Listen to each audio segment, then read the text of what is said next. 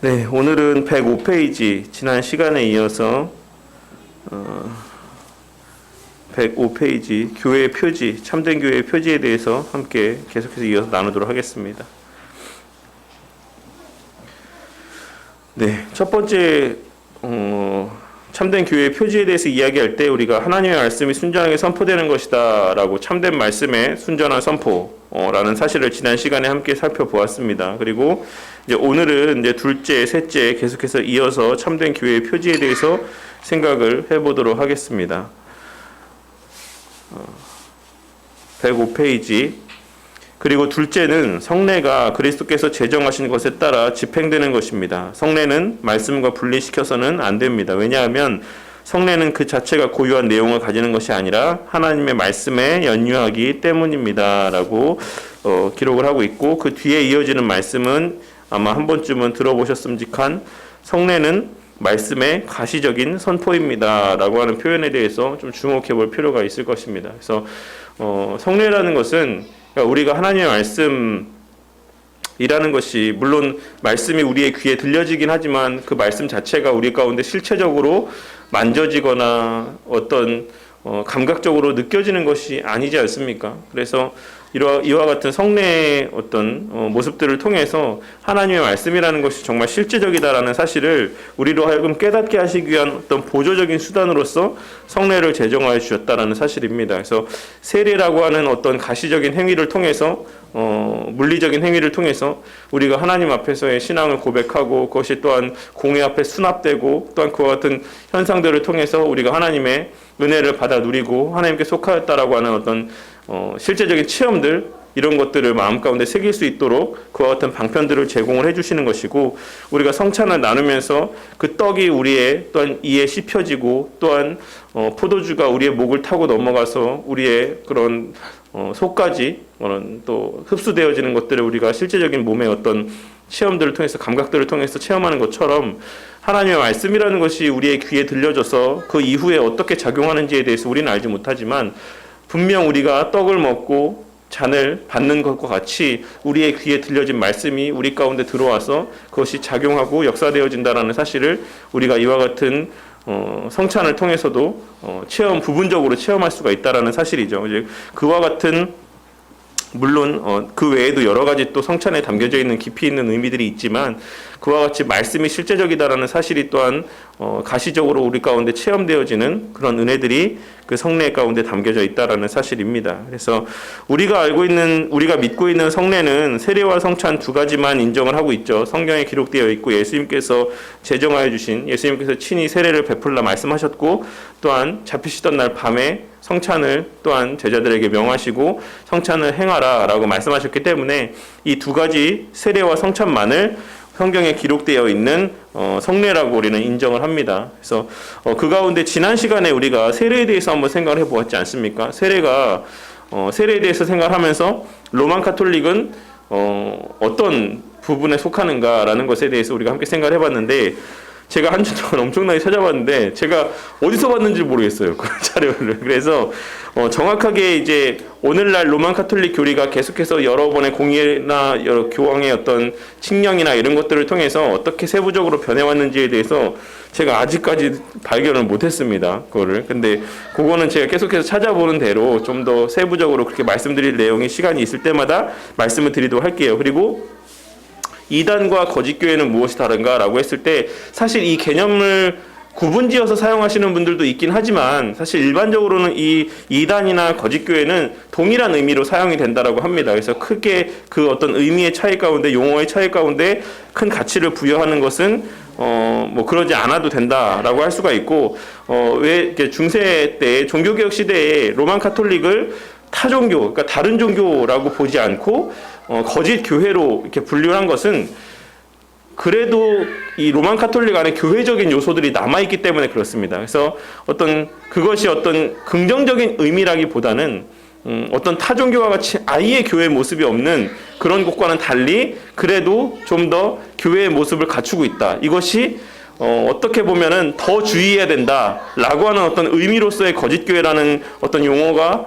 사용되어졌다라고 볼 수도 있어요. 타종교는 우리가 뭐 이렇게 멀리 하지 않습니까? 뭐 사실 교회 다니는 사람 중에 뭐 그런 사람들도 있을 수도 있지만 대부분의 사람들이 뭐 절에 가서 부처 앞에 절을 한다거나 뭐 무슬림 같이 뭐 무슬림 사원에 가서 뭐 그럴 수도 없지만 어쨌든 거기에 가서 뭐 참배를 한다거나 이런 일들을 하지 않지만 어떤 경우에는 이제 로만 카톨릭과의 어떤 경계선에 대해서는 되게 불분명하게 생각하고 그래서 뭐 큰 집이고 작은 집이고 뭐 언젠간 다시 합쳐져야 될 그런 돌아가야 될 고향이고 뭐 어떤 이런 식의 의미들을 갖고 있는 경우들, 그런 어떤 인식들을 갖고 있는 경우들이 의외로 많이 있다라는 것이죠. 그런 면에 있어서 그 교회는 교회가 아니다.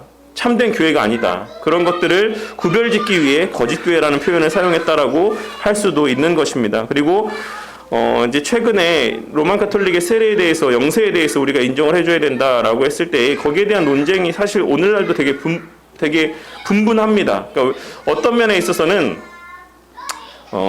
정치적인 이유 그리고 감정적인 이유 때문에 이제 이런 어떤 논쟁의 거리들이 나왔다라고 이야기를 하기도 해요. 무슨 말이냐면 우리는 종교개혁 시대 때부터 개신교에서는 로만 카톨릭의 영세를 인정을 해줬는데 로만 카톨릭에서는 개신교의 세례를 물론 표면적으로는 인정한다라고 이야기를 하지만 교육하는 과정 가운데서 다시 영세를 받게끔 그렇게 하는 경우가 대부분이라고 합니다. 그래서 그런 것들을 봤을 때 우리도 인정하지 말아야 되는 거 아니냐라고 하는 어떤 이런 정치적이고 좀 감정적인 어떤 그런 면에서 반로가 된 어떤 문제 제기라고 하는 그런 말들을 하는 목사님들도 있어요. 그런데 어쨌든 지난번에 말씀드렸던 것처럼 영세도 뭐 성부, 성자, 성령의 이름으로 세례가 베풀어지는 것이기 때문에 우리가 그 종교개혁 시대 때부터 인정을 했던 것이고, 이제 거기에 있어서 좀 이의를 제기하시는 분들은 그 성부, 성자, 성령에 대한 신앙의 고백이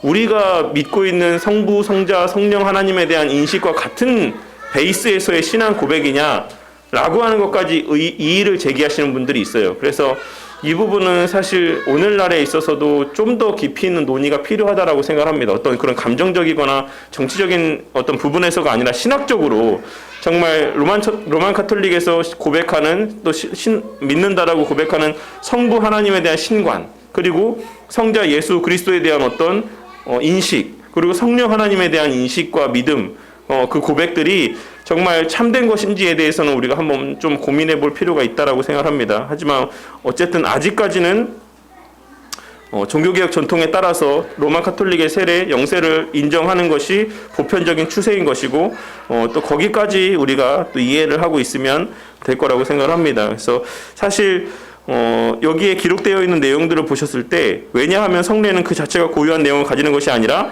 하나님의 말씀에 연유하기 때문입니다 라고 기록을 하고 있는 이 내용들을 생각해서 봤을 때 바른 말씀이 선포되고 그 말씀이 이 성례라는 행위들을 통해서 강화되어지고 또한 보증되어지는 어떤 효과들이 있다라는 것이죠. 그러니까 이런 맥락에서 봤을 때는 그러면은 바른 말씀이 선포되지 않는 곳 그것이 바로 로만 카톨릭이라고 할 수가 있겠죠. 그러니까 그런 어떤 곳에서의 성례를 우리가 인정해야지만 되는가라는 것에 대해서는 이런 맥락에서도 좀 더 우리가 깊이 있게 논의할 필요가 있다라고 생각합니다. 그래서 어쨌든 뭐 그런 것까지 좀 더 생각을 해보시고 그리고 이어지는 쉽게 말해 눈에 가시적인 것들을 통해서 하나님의 사랑을 보여주시는 것이다라고 할 수가 있습니다. 연약한 인간은 율법을 통하지 않고는 하나님의 사랑을 바라기 어렵고 곁길로 빠지기가 쉽습니다. 이처럼 가시적인 말씀이라 불리는 성례는 기록된 하나님의 말씀의 부속물입니다. 하나님께서는 가시적인 의식, 물체 또는 사건들을 통해서 성도들이 하나님의 사랑을 체험하도록 하셨습니다. 그 체험이 순전하기 위해서 늘 기록된 말씀을 순전하게 선포해야 하는 것처럼 성례 역시 그리스도께서 제정하신 뜻을 따라 올바르게 집행되어야지만 됩니다. 라고 이야기를 하고 있습니다. 그래서 우리가 일반적으로 성찬을 이렇게 나눌 때에 뭐 이제 큰 교회들에서 성찬을 뭐 다들 많이 이렇게 받아보셨을 테니까 일반적으로 성찬을 받을 때에 뭐라고 하죠? 집례자가 뭐라고 이야기하고 성찬을 나누게 됩니까? 보통은 세례 받으신 분들만 성찬에 참여하시라고 이야기를 해요. 물론 맞죠. 세례를 받은 사람 공적으로 자기 신앙을 공회 앞에 고백하고 인준을 받은 사람들만 참여할 수 있는 것이 맞는데 사실 그런 권고는 반쪽짜리라고 생각을 해요. 우리가 이미 거듭났고 우리가 공회 앞에 신앙을 고백하고 공회 그런 교회의 정식 회원이 되었다라고 할지라도 그 한 주간의 삶 가운데 내 안에 성찬을 받기에 합당한 어떤 신앙의 상태가 아니다라고 하면 성찬을 받지 않는 것이 합당하다라고 할 수가 있어요. 그래서 우리가 예수님께서 말씀하신 것처럼 또 고린도전서에서 기록하고 있는 내용에서처럼 스스로를 돌아보고 그 성찬에 참여하는 것이 하나님께서 기록된 말씀을 통해 우리에게 제정하신 성찬 시행의 방법입니다. 하지만 오늘날에는 어떤 그런 권고는 하지 않는 것이 일반적이라고 할 수가 있어요. 그렇지만 캐나다 개혁교회, 남아공 개혁교회 이런 개혁교회 안에서는 성찬을 시행하기 한 주 전에 물론 공고도 하지만 그 공고한 그 주간에 장로들이 성도들 가정들을 다 신방합니다. 신방해서 한 주의 어떤 삶이 어떤지 성찬을 받기에 합당한지 그러한 모습들을 신방하고 판단하고 그렇게 해서 그런 신방 보고서를 담임 목사에게 제출을 해요. 그러면 목사가 그걸 보고 그 수에 맞게끔만 성찬을 준비합니다. 그래서 만약에 그날 외부에서 이래저래 해서 교회를 방문한 손님들이 있다, 미리 얘기하지 않고 교회를 방문한 사람이 있다라고 하면 사실 성찬에 참여할 수가 없어요. 왜냐하면 그 사람의 신앙의 상태를 담임 목사가 확인할 수가 없으니까. 어떤 그런 식으로 좀 성찬을 엄격하게 시행을 하고 있는데 오늘날 한국교회 안에서는 너무 성찬에 대해서 어떤 그러한 성찬의 자격들에 대해서 아무런 어떤 권고나 교육이나 어떤 가르침들이 없는 것이 또한 사실이라고 할 수가 있죠. 그래서 우리가 늘 그리스도께서 제정하신 뜻을 따라서 성찬은 올바르게 시행이 되어야 된다라는 사실을 명심해야지만 되겠습니다. 그리고 셋째로는 바른 권징, 그리고 권징의 신실한 시행입니다. 이것은 교리를 순수하게 지키고 성례의 거룩성을 수호하기 위해 절대적으로 필요한 것입니다. 권징을 등한시하는 교회는 진리의 빛이 어두워지게 될 뿐만 아니라 거룩한 것을 남용하게 됩니다. 그러므로 지상에서 가능한 이상적인 교회를 유지하려고 하는 교회는 권징을 성실하고 부지런히 시행하지 않으면 안 됩니다. 하나님의 말씀은 그리스도 교회 안에서 적절한 권징을 강조하고 있습니다. 교회는 세상의 칼을 휘두르는 것이 아니라 말씀의 검을 사용해서 성도들을 돌이키는 일들을 해야 됩니다. 라고 이야기를 하고 있어요. 그러니까 혹시 우리 성도님들 중에 교회에서 권징이 시행되는 것을 보신 적이 있는 성도님들 있으세요? 우리 권사님 보신 적 있으십니까? 권징 공적으로 교회 안에 선포되는 거를? 거의 못 보셨죠? 문세 성도님 혹시 권징 보신 적 있으세요? 네, 실제적으로 보신 적 없으시죠? 혹시 김태욱 성도님이나 간찬수 성도님은 본 적 있으십니까? 네. 그러면 오늘날 교회가 너무 진짜 흠잡을 데 없이 성도들이 너무 바른 신앙의 삶을 살아서 권징을 하지 않는 걸까요? 그렇진 않아요. 사실 이 권징이라는 것에 대해서 성도들에게 바르게 교육되지 않은 면들이 정말 많이 있습니다. 그래서 예전에 왜 천국 열쇠, 얼마 전에도 이제 설교 때 베드로에게 부여하신 천국 열쇠에 대해서 잠깐 언급을 드렸는데 그와 같은 말씀들 가운데 예수님께서 하신 말씀의 의미가 무엇이냐면, 그러니까 이 교회에서 만약에 오늘날 성도들 사이에는 권징을 시행하면 어떤 생각을 합니까? 아유, 내가 이 교회 아니면 신앙생활 할 데가 없나? 다른 교회 가서 신앙생활 하면 되지 라고 이야기를 하고 다른 교회 가서 신앙생활 하는 경우가 태반이에요. 그러니까 목사들이 권징을 시행할 때 여기에도 언급이 되고 있지만 권징이라는 것이 그 교인을 쫓아내고 이렇게 그냥 이렇게 교회에서 몰아내기 위해서 권징을 시행하는 게 아니라 본래 권징이라는 것의 목적은 부모가 자식을 혼내듯이 그것이 그 자식을 쫓아내려고 혼내는 겁니까? 아니지 않습니까? 정말 바른 길로 지도하고 바른 자녀를 양육하기 위해서 이렇게 혼내는 건데 그냥 아예 나가버리는 거예요. 그러다 보니까 이제 교회 안에서 권징을 시행하는 것이 되게 어려워지는 거죠. 그러니까 목사님들이 그런 것도 연연해 하지 않고 모든 교회가 동일하게 그렇게 동일한 하나님의 말씀의 원리에 따라서 권징을 시행한다라고 하면 이 권징이라는 것이 정말 효과적으로 성도들을 가르치는 방편으로 쓰임 받을 텐데 어디서 다른 교회에서 신앙생활하다 왔을 때 이명증서 같은 걸 받지 않잖아요. 그러니까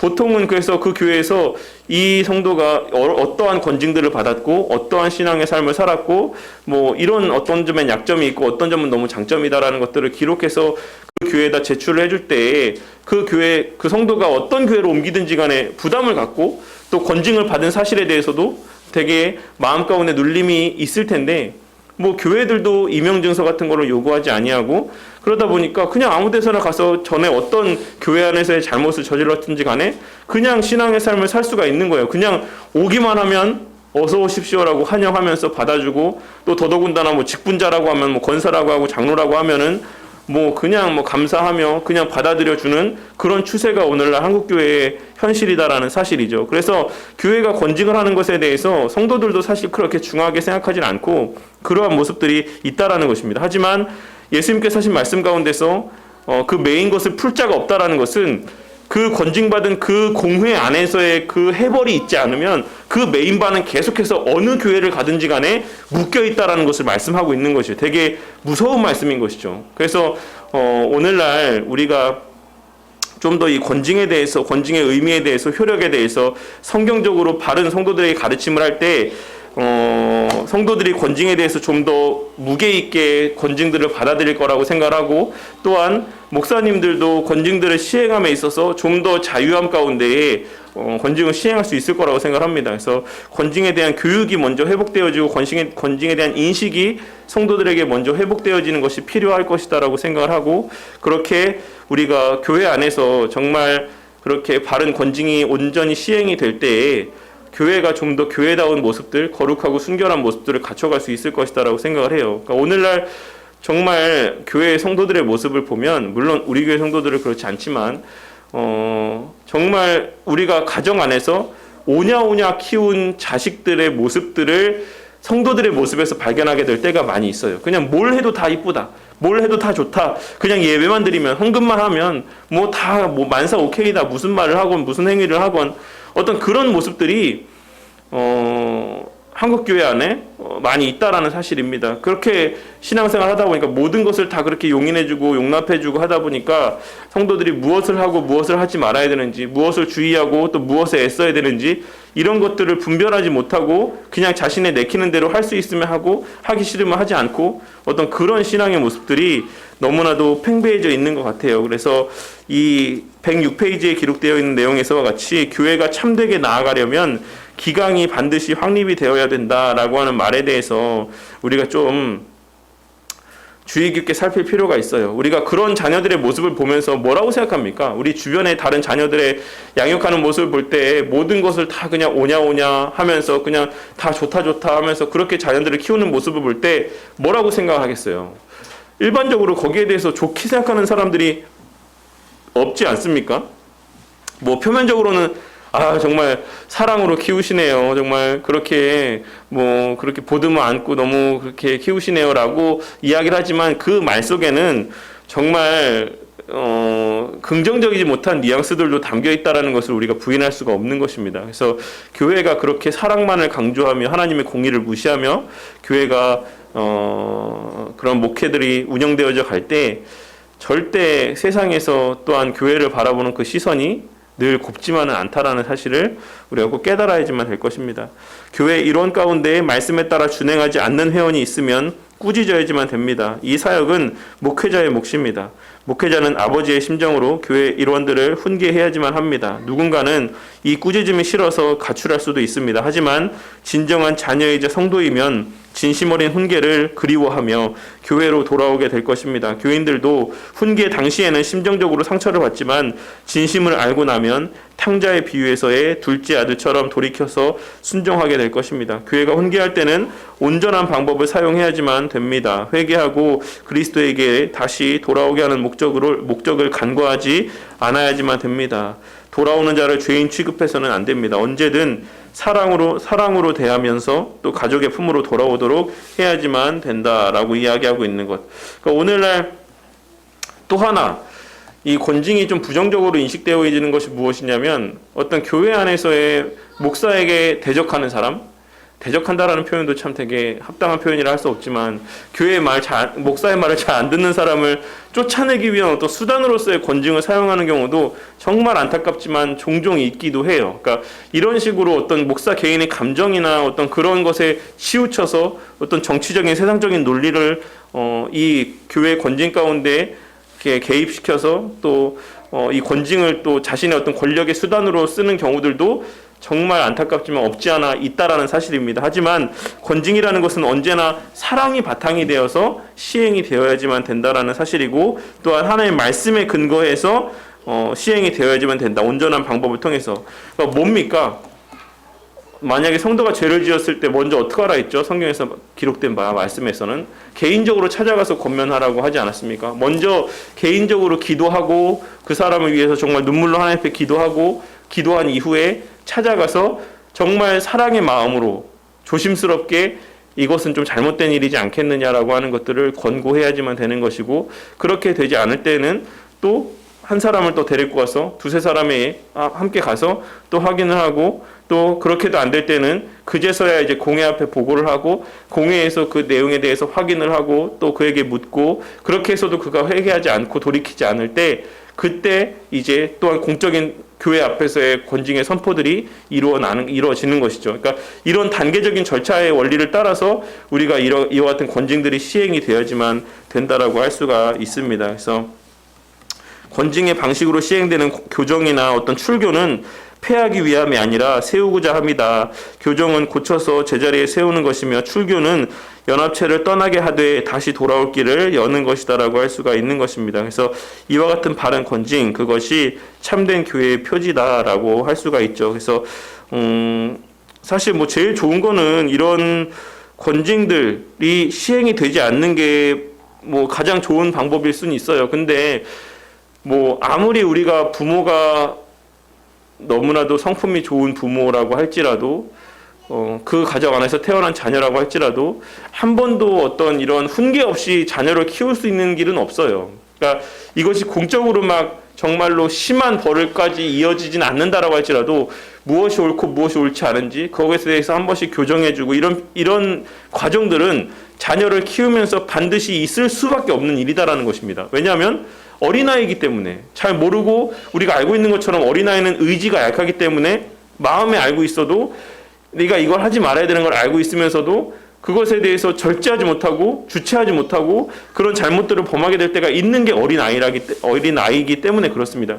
우리 신앙도 마찬가지예요. 우리가 머리로는 알고 있죠. 무엇을 하고 무엇을 하지 말아야 되고를 설교를 듣고 말씀을 보면서 알고 있지만, 우리가 어린아이와 같은 신앙일 때에 그것을 하지 못할 때가 있고, 또 잘못된 길을 걸어가고 잘못된 선택들을 하게 될 때는 분명히 반드시 있다라는 것입니다. 근데 그러한 것들을 그 즉시 이렇게 지적해주고 가르쳐주지 아니하고 교정해주지 아니하면, 그것이 나중에는 그래도 된다라고 생각하고, 그것이 어느 순간에는 엄청난 곁길로 나아간 잘못된 신앙의 모습으로 그렇게 변질되어져 가 있는 것을 발견하게 될 때가 있는 것이에요. 그래서 우리가 정말로 어린아이와 같은 신앙일 때 정말 초기에 정말 잘 몰라서, 그리고 의지가 부족해서 어떤 그런 연약함으로 인해서 넘어지고 또 이렇게 실수하고 할 때 그 즉시 권면하고 타이르고 또 기도 가운데 바로잡기 위해서 애쓰는 수고들을 나타내 보일 필요가 있다라는 것입니다.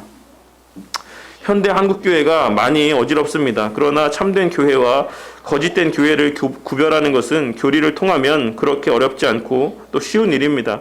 진리에 대해 또는 진실한 신앙에 조금이라도 관심과 지식을 갖고 있다라면 구별하기는 쉽습니다. 교회 역사를 볼 때 참된 교회보다 거짓된 교회가 훨씬 많았습니다. 타락한 교회의 대명사인 로만 카톨릭에서 빠져나와 초대교회로 돌아간 종교개혁 역시 한 세대가 지난 후에 부패했다라는 사실을 우리는 쉽게 알 수가 있습니다. 한국교회 또한 그렇습니다. 여기저기서 상처받고 멍들고 썩은 냄새를 세상에 피우고 있고, 그에 대한 비난 역시 거세다고 할 수가 있습니다. 더 추한 것은 실제 삶보다도 진리를 왜곡하거나 묻어두고 있는 것입니다. 진리를 너무도 가볍고 값싼 제품처럼 덤핑 판매하고 있습니다. 기독교인은 세상 가운데 무기력한 존재로 살아가고 있습니다. 이는 시간이 해결하는 것이 아닙니다. 막연한 기대로 단순하게 회복되는 것이 아니다라는 것입니다. 이 말이 좀 저는 되게 와닿았던 것인 것 같아요. 시간이 해결하는 것이 아니다. 그냥 모든 일반적인 세상의 논리로 봤을 때 모든 것은 다 시간이 해결해준다. 그냥 우리가 이 시간을 버티고 그냥 감내에 나아가면 자연스럽게 상처가 아물고 회복이 될 것이다라고 생각하지만, 우리의 신앙의 문제는 절대 그렇지 않다라는 것입니다. 교회라는 것은 반드시 거기에 대해서 문제에 대해서 직면하고 돌이키고 회개해서 바로 바른 길로 나오는 그런 과정들이 필요한 사실을 꼭 우리가 명심해야지만 되겠습니다. 얼마 전에도 그러니까 이제 교회 커뮤니티 가운데서 정말 그런 글이 되게 많이 올라와요. 우리 교회에 얼마 전에 집회를 했는데, 담임 목사님이 강사를 모신 분이, 뭐, 그런 금가루 얘기를 하고, 뭐, 별의별 진짜 말도 안 되는 얘기들을 강단에서 이렇게 하고, 뭐 가게에 흐르는 저주를 끊어야 된다. 너 자식이 복을 못 받는 게 너가 지금 그걸 못 끊어냈기 때문에 그렇다라고 이야기를 하고, 뭐 그런 정말 말도 되지 않는 이야기들을 하고 뭐 한대요. 그러니까 그런 교회, 저는 이제 그런 글을 보고 그런 이야기들을 들을 때마다 정말 제 눈을 의심하고 제 귀를 의심하고 그렇거든요. 근데 보통 그런 교회들이 또 되게 규모가 엄청 커요.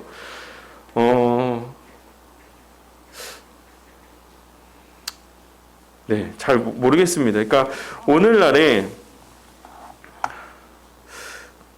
왜 그런데 더 끌리고 왜 그런데 더 많은 사람들이 모이는지는 잘 모르겠지만,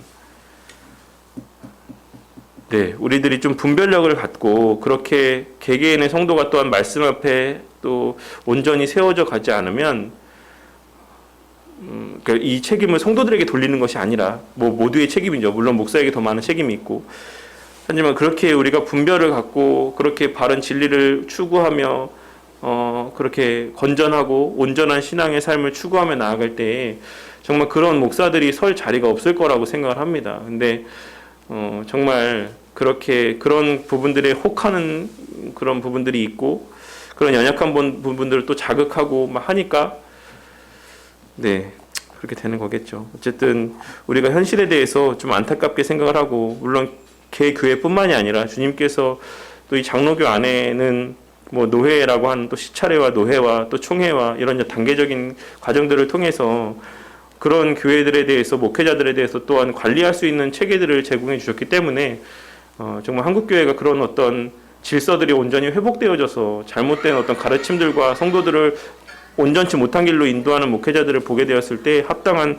치리와 권징들이 좀 일어나는 우리 한국교회가 되기를 위해서 우리가 또 기도해야 되겠습니다. 그래서 오늘날을 살아가는 우리로부터 바른 말씀 선포와 바른 성례의 집행과 바른 권징이 일어나야지만 합니다. 이러한 변화가 우리 가운데 일어나지 않는다라고 하면 한국교회는 낭떠러지로 떨어지고 말 것입니다. 또한 이는 한국교회만을 지칭하는 것이 아니요 우리의 신앙 또한 그러할 것입니다. 그러기에 참된 교회를 바른 말씀을 기반으로 세우는 일은 우리의 삶에 막대한 영향을 끼치는 일입니다. 이 일을 위해 힘쓰시고 더욱 힘쓰십시오. 기도로 행동으로 살아내십시오라고 이야기를 하고 있습니다. 이제 은혜의 방편에 대해서 이야기하도록 하겠습니다. 사실 이 은혜의 방편에 대한 내용이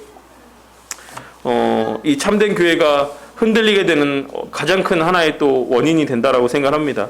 은혜의 방편, 은혜의 수단이라는 것은 일반적인 모든 은혜가 아니라 선택받은 자들이 구원을 얻는데 필요한 순수한 영적인 은혜를 받는 방편을 이야기를 하는 것입니다. 전통적으로 교회에게 주어진 은혜의 방편을 말씀과 성례 두 가지로 보는 루이스 벌코프와 같은 견해가 있고, 또 한 가지 기도를 더해서 세 가지를 말하는 찰스 하츠와 웨스트민스터 대요리 문답과 같은 견해가 있습니다 라고 할 수 있습니다. 그래서 우리는 이제 웨스트민스터 신앙고백서를 이제 신뢰하기 때문에 우리가 믿는 은혜의 방편은 고로 말씀과 성례와 기도, 이 세 가지가 될 것이다라고 생각합니다.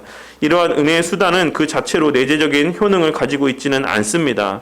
중요한 말이죠. 그 자체로 내재적인 효능을 갖고 있지 않다. 이는 그저 성령 하나님께서 우리에게 은혜를 주심에 있어 사용하시는 방편일 뿐이고, 이러한 은혜의 방편들은 하나님께서 은혜를 주시려고 제정을 하신 것입니다. 하나님께서는 말씀과 성례, 기도라는 은혜의 방편들을 벗어나 무관한 방법으로 은혜를 주지는 않으십니다 라고 이야기를 하고 있죠. 그래서 우리가 이 내용들에 대해서 좀 주목해서 볼 필요가 있습니다. 뭐 찬양이나 어떤 체험들을 통해서 우리가 하나님의 은혜를 받았다, 은혜를 체험했다라는 것들은 사실 성경적으로 봤을 때 옳거나 바람직한 것은 아니다라고 할 수가 있는 것이죠. 이 교리는 은혜의 방편의 필요성을 부인하는 신비주의자들을 비판하는 것입니다. 하나님은 질서의 하나님이시므로 은혜를 주시고자 할 때 통상적으로 자신이 제정하신 방편을 사용하심을 통해서 은혜를 베풀어 주신다라는 것입니다. 그러나 한 가지 점에 있어서, 곧 생명을 심는 일에 있어서는 하나님의 은혜가 이 방편들을 사용하지 않고도 직접 작용할 수가 있다라는 것입니다. 뭡니까? 처음 주님을 만나게 될 때, 처음 어떤 회심의 놀라운 역사가 있을 때에는 하나님께서 어떤 특별 비상섭리를 사용하셔가지고 하나님에 대해서 관심을 불러일으키게 만들 수 있다라는 것입니다. 근데 그것 또한도 뒤에 이어지는 말과 같이 그러나 그와 같은 경우에 있어서도 그 은혜는 오직 은혜의 방편의 영역 안에서만 작용을 한다라고 했어요. 그러니까 우리가 뭐 예를 들어서 죽을 병에서 나왔어요. 죽을 병에서 만약에 암이 걸려서 말기 암이고 이제 뭐 한 달입니다. 이제 마음 준비하십시오. 뭐 정리하십시오. 이렇게 얘기했는데 정말 막 기도하는 중에 막 누군지도 모르고 뭐 대상도 모르는데 막 여기저기 찾다가 교회에 들어가게 돼서 교회에서 막 기도했는데 하나님 낫게 해주시면 제가 예수 믿겠습니다. 막 했는데 병이 났어요. 이런 어떤 비상섭리를 통해서 하나님을 만나게 되는 접점과 계기가 될 수 있다라는 것이죠. 근데 그 은혜가 어떻게 작용을 하느냐? 이것은 이 방편들 안에서 작용을 한다. 뭡니까? 말씀 안에서. 그 말씀 앞으로 그 사람을 이끌어 온다라는 것입니다. 말씀 앞으로. 그래서 말씀을 듣게 하시고 또한 성례라고 하는 가시적 말씀의 선포에 그런 방편들을 통해서 그 은혜를 또한 체험케 하시고 또한 기도라는 수단을 통해서 이게 하나님 뜻이구나. 나를 살려주신 목적이 이것이구나. 라는 것들을 깨닫게 해주신다는 것이에요. 그러니까는 이 말씀과 성례와 기도라고 하는 이 은혜의 방편 가운데로 그 체험들이 이끌어지지 않는다라고 하면 그 안으로 들어오지 않는다라고 하면 그 체험은 아무런 의미가 없다라는 것을 말씀하고 있는 것이에요. 아시겠죠? 오직 이 말씀과 성례와 기도라고 하는 은혜의 방편 안에서만 우리의 체험되어지는 모든 일들은 효력을 발휘하고 선한 영향력을 발휘할 수 있다라는 것을 이야기하고 있는 것입니다. 그래서 왜냐하면 이 방편들은 새 생명을 끌어내고 양육하는 데 절대적으로 필요하기 때문입니다. 절대적이라고 했어요. 이것이 그냥 있을 수도 있고 필요할 수도 있고 필요하지 않을 수도 있다라는 게 아니라 새 생명이 열매 맺는 데 있어서는 반드시 이 과정들이 있어야지만 된다라는 것입니다. 그래서 우리가 뭐 길가와 돌밭과 가시덤불에 떨어진 씨앗에 대한 비유의 말씀에서도 알 수 있는 것처럼 순간은 잘하는 것처럼 보일 수 있죠. 순간은. 그 사람이 순간 거듭났을 때 그 당시에는 정말로 내가 믿음이 생기고 막 교인이 됐고 누구보다도 열성적인 그리스도인이 된 것처럼 보일 수 있지만 거기에 하나님께서 말씀의 밭에서 정말 말씀을 통해서 기경하여 주시지 않는다라고 하면 그것은 계속해서 자라나서 열매를 맺는 데까지 나아갈 수는 없다라는 것을 말씀하고 있는 것이에요. 그런 맥락에서 이 방편들, 말씀과 성례와 기도라는 이 방편들은 새 생명을 끌어내고 양육하는 데 절대적으로 필요하다. 이 사실을 우리가 꼭 명심해야지만 됩니다.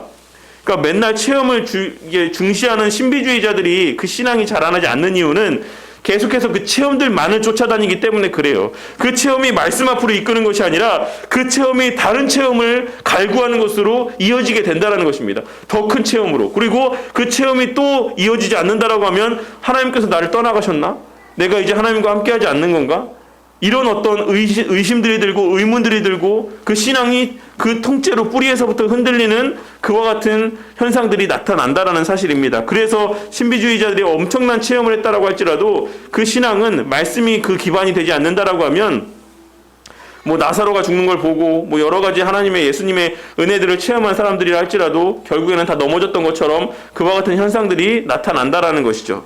신비주의자들을 비롯한 많은 사람들이 하나님의 능력을 희귀하고 이상한 것에서 찾으려고 합니다. 이미 주어진 충분한 하나님의 계시가 있음에도 불구하고 이름난 전도자가 그 마을에 오거나 혹은 그들이 무언가 새로운 것을 찾으려고 여기저기 돌아다닌다라는 것이죠. 그래서 그러나 그런 이들은 대개 은혜를 주시는 하나님의 일상적인 방편인 말씀을 규칙적으로 보고 듣는 것을 무시합니다. 그들은 성례나 개인적인 말씀 묵상과 기도까지도 무시합니다. 또는 균형을 잃어버리고 말씀을 벗어나 지나친 한 가지를 강조하곤 합니다. 그러나 하나님의 은혜는 기묘하거나 이상한 것에서 발견되는 것이 아니고 이미 말씀을 통해 기록된 은혜의 방편들을 통해 주어지는 것이다라는 사실을 명심해야지만 되겠습니다. 얼마 전에 우리가 열왕기상의 엘리야의 말씀에서도 함께 나누었던 것처럼 하나님께서 불 가운데 지진 가운데 큰 바람 가운데 계시지 아니하고 그 이후에 세미한 음성 가운데 찾아오셨던 것처럼 하나님께서는 어떤 그런 현상들로만 찾아오시는 게 아니다라는 것입니다. 물론 그런 현상들을 통해서 하나님께서 역사하실 때도 있지만 하나님께서 찾아오시는 가장 확실하고도 보편적이고 분명한 하나의 방편은 오직 말씀이다라는 사실을 우리가 잊어서는 안 된다라는 것이에요. 그래서 사실 이 말씀과 성례와 기도라고 했을 때 이 성례와 기도는 사실 말씀에 기반한다라는 사실에 대해서 앞서 나누었던 내용에서처럼 그 사실을 분명히 염두에 둬야지만 돼요.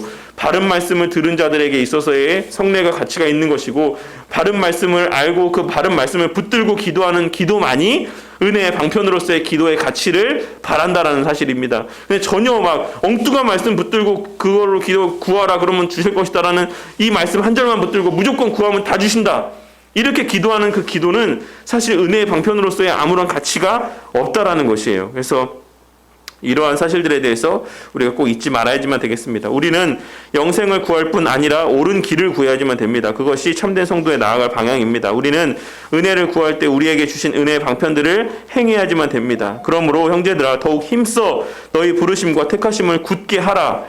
너희가 이것을 행한즉 언제든지 실족하지 아니하리라. 이같이 하면 우리 주 곧 구주 예수 그리스도의 영원한 나라에 들어감을 넉넉히 너희에게 주시리라. 기록되어 있는 베드로후서 1장 10절에서 11절 말씀에서와 같이 우리에게 베풀어 주신 하나님의 은혜들은, 방편들은 부지런히 선용해야지만 된다라는 사실입니다. 일반적으로 사실 우리가 그런, 특히 학부모들이 많이 그런 걸 하죠. 어디 누구 좋은 강사가 있으면 거기에 찾아서 학원을 보내려고 하고, 과외를 받게 하려고 하고, 또 가르침을 받게 하려고 하고, 그게 여느 모든 공통된 부모의 마음이죠. 형편과 여건이 안 돼서 그렇지 못할 수는 있지만, 된다라고만 하면 어떻게든지 좋은 어떤 강사들을 찾아다녀서 어떤 공부의 비법, 비결 이런 것들을 배우려고 하는 게 부모의 마음입니다. 그런데 그 공부의 비법을 아무리 알려줘도 자식이 그거를 행하지 않으면 진도가 오르겠습니까? 공부를 그 강사가 대신해 주는 게 아니잖아요. 그 비결을 알려줬을 때 행하고 누리는 거는 결국 그 학생이 스스로 해야지만 알 수가 있는 것입니다. 이처럼 우리의 신앙이라는 것도 우리가 하나님께서 이 성경의 말씀을 통해서 또 교리적인 내용들을 통해서 어떻게 해야 우리 신앙이 성장한다, 어떻게 해야지 우리가 그리스도를 닮아갈 수가 있다라는 것들을 끊임없이 알려주고 있으심에도 불구하고 아무런 행함도 없이 그저 내 신앙이 날마다 그냥 무럭무럭 자라나기를 바라는 것은 정말로 잘못된 생각, 정말로 바람직하고 올바르지 못한 생각이다라는 것이에요. 왜냐하면 앞서도 말씀드렸던 것처럼 하나님은 어떤 비이성적이고 비논리적인 분이 아니시라는 것입니다. 누구보다도 이성적이고 누구보다 논리적이고 누구보다도 질서의 하나님이세요. 그런 하나님께서 정하신 원리와 법칙들을 통해서 하나님께서 그 길을 걸어갈 수 있도록 하나님께서 친히 제정하시고 그런 것들을 이루시는 분인데, 하나님께서 명하셨음에도 불구하고 하지 않고 가만히 있으면서, 아무것도 하지 않으면서 그냥 내 신앙이 왜 이 모양인지, 내 어떤 삶의 형편들이 왜 이 모양인지 이렇게 하나님 앞에 불평불만하는 것은 사실 너무나도 온전한 사람의 생각이 아니다라는 사실을 꼭 우리가 좀 명심을 해야지만 되겠습니다. 그러나 오늘날 한국교회 안에 모든 것이 원만하게 이루어지고 있지 않다라고 하는 안타까움이 있다. 그것은 하나님의 말씀이 말씀답게 전해지지 않고 있다라는 이유고, 앞서 말씀드린 것처럼 강단에서 정말 얼토당토 않는 말들이 그냥 진짜 설교라는 미명하에 성도들 앞에 선포되어지고, 목사는 성도들 앞에 아멘을 강요하고, 정말 제가 듣기 싫어하는 말 중에 하나가 아멘? 아멘 하시겠습니까? 아멘 안 하십니까? 이런 말들. 그 아멘이라는 것은 사실 성도의 마음 가운데서 성령 하나님의 그런 감동 가운데 진리의 말씀이 선포될 때 자연스럽게 반응적으로 나오는 게 아멘이에요. 말씀대로 될 줄로 믿는다라고 하는 것. 근데 정말 별 말도 아닌데 거기에 대해서 아멘을 요구하는 게 얼마나 정말 하나님의 말씀을 오용하는 것입니까? 진짜 별 말도 아니에요. 뭐였죠? 네, 차마 다 말도 못하겠는데, 일상에 무슨 그냥 가벼운 말들, 농담 같은 말들 해놓고서도 아멘? 이렇게 얘기하면 성도들은 거기에 대해서 아멘 이렇게 얘기하고, 그게 아멘 할 거리입니까? 그러니까 이런 하나님의 강단이 정말 너무나도 가볍게 여겨지고 정말 그렇게 오용되어지는 그런 시대 가운데 있다는 것이 너무나도 안타까운 것이고, 또한 성례는 너무나도 적게 시행이 된다. 사실 저도 최근에 이제 코로나로 인해서 저희가 성례를 많이 시행 못했죠. 저희가 원래 정하기로는 짝수달에 항상 꼬박꼬박 성례를 시행하기로 했었는데, 돌아오는 이번에 부활 감사주일 즈음에서는 성례를 또 오랜만에 시행하도록 하겠습니다. 어쨌든 성례라는 것이 오늘날 교회 안에서 너무나도 적게 시행이 되기도 하고, 또 성례의 의미에 대해서도 사실 온전하게 가르쳐지지 않고 있는 것도 사실이에요. 그러니까 성례를 받음에 있어서 아무런 어떤 감흥도 없고 감격도 없는 경우들이 너무나도 많이 있다라는 것입니다. 그리고 기도는 인간의 필요를 인간의 방법으로 성취 가능한 것으로 오해하는 데서 오는 문제라고 생각합니다. 그러니까 기도를 아까도 설교 때도 말씀을 드렸던 것처럼 그냥 내가 원하는 삶을 이루기 위한 또 만끽하기 위한 어떤 수단으로서의 기도를 오용하는 성도들이 많이 있다라는 것입니다. 사실 성도들이 왜 그런 마음을 가졌겠습니까? 왜 기도에 대해서 그렇게 생각하게 됐겠습니까? 목사들이 그렇게 가르쳤기 때문에 그래요. 목사들이 강단에 서서 기도에 대해서 그렇게 성도들을 가르쳤기 때문에 성도들이 기도를 그렇게 여기는 것입니다.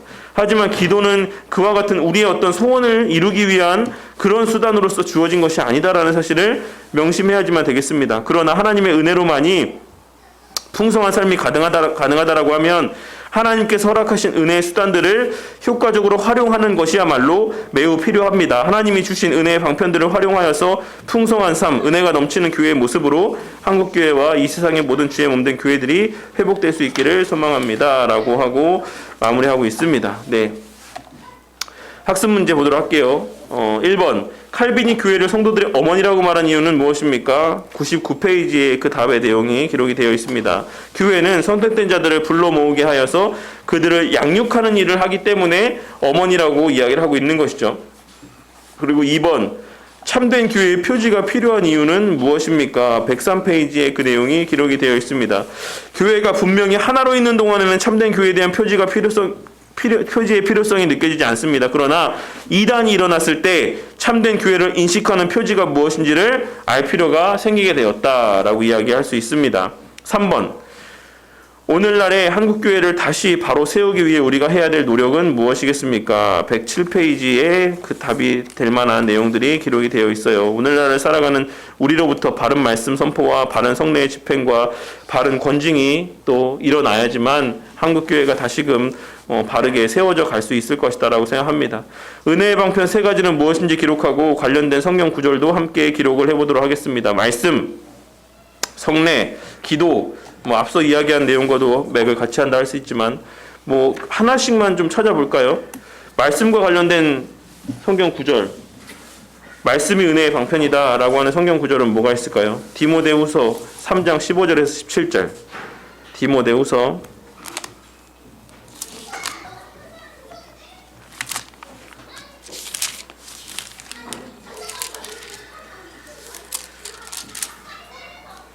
디모데후서 3장 15절에서 17절까지 말씀 함께 봉독해 보도록 할게요.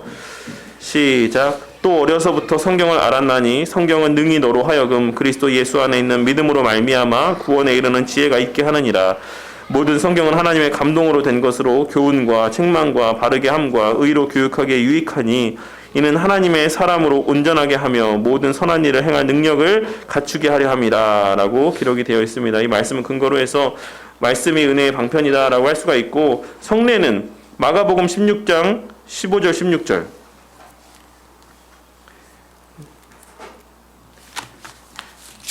마가복음 16장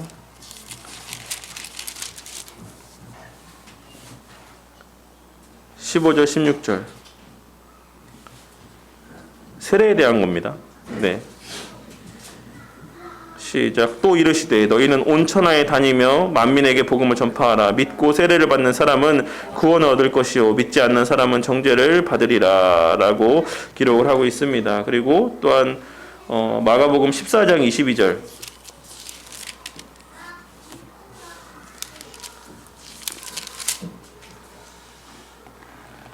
에서 24절까지 시작. 그들이 먹을 때 예수께서 떡을 가지사 축복하시고 떼어 제자들에게 주시며 이르시되 받으라 이것은 내 몸이니라 하시고 또 잔을 가지사 감사기도 하시고 그들에게 주시니 다 이를 마시매 이르시되 이것은 많은 사람을 위하여 흘리는 나의 피 곧 언약의 피니라. 진실로 너희에게 이르노니 내가 포도나무에서 난 것을 하나님 나라에서 새 것으로 마시는 날까지 다시 마시지 아니하리라 하시니라 라고 기록을 하고 있습니다. 그리고 기도에 대해서는 마태복음 7장 7절과 8절 마태복음 7장 7절과 8절 말씀